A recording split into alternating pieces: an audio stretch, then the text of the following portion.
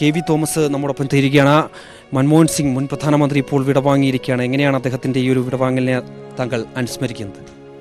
ദീർഘകാലം അദ്ദേഹവുമായി അടുത്ത് പരിചയപ്പെട്ട് പ്രവർത്തിക്കാൻ എനിക്ക് കഴിഞ്ഞിട്ടുണ്ട്.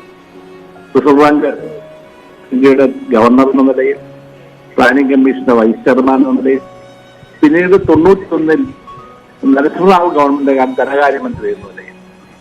അതിനുശേഷം ഞാൻ അദ്ദേഹത്തെ കൂടുതലായിട്ട് അറിയുന്നത് 2009 ഞാൻ വീണ്ടും ഡൽഹിയിലെത്തി അദ്ദേഹത്തിന്റെ മന്ത്രിസഭയിൽ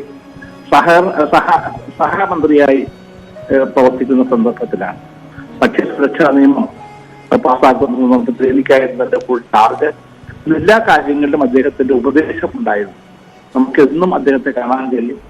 അധികാരം പോയതിനു ശേഷവും ഞാൻ അദ്ദേഹത്തെ ഒരു കാണുമായിരുന്നു. ഒരു സ്നേഹത്തോടുകൂടി, സൗമ്യതയോടുകൂടി പെരുമാറുന്ന ഒരു നേതാവായിരുന്നു, ഒരു സുഹൃത്തിനെ പോലെയായിരുന്നു മൻമോഹൻ.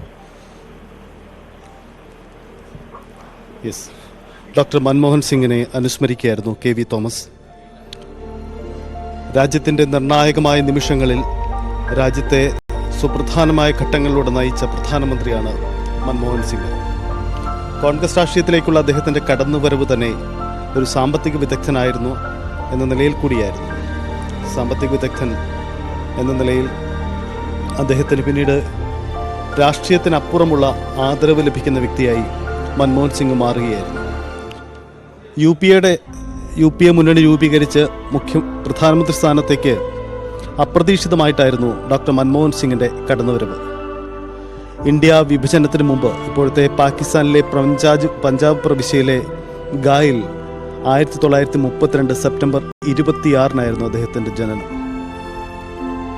പെട്ടെന്നാണ് അദ്ദേഹത്തിൻ്റെ ആരോഗ്യസ്ഥിതിയിൽ മോശമാവുന്നത്. 92 വയസ്സായിരുന്നു അദ്ദേഹത്തിന്. എന്തായാലും ഡൽഹിയിൽ നിന്ന് ലഭിക്കുന്ന വിവരങ്ങളനുസരിച്ച് ഓൾ ഇന്ത്യ മെഡിക്കൽ ഇൻസ്റ്റിറ്റ്യൂട്ടിന് മുന്നിൽ വലിയ സുരക്ഷാ സംവിധാനങ്ങൾ ഒരുക്കിയിരിക്കുന്നു. കേന്ദ്രമന്ത്രിമാർ അങ്ങോട്ടേക്ക് എത്തിയിരിക്കുന്നു.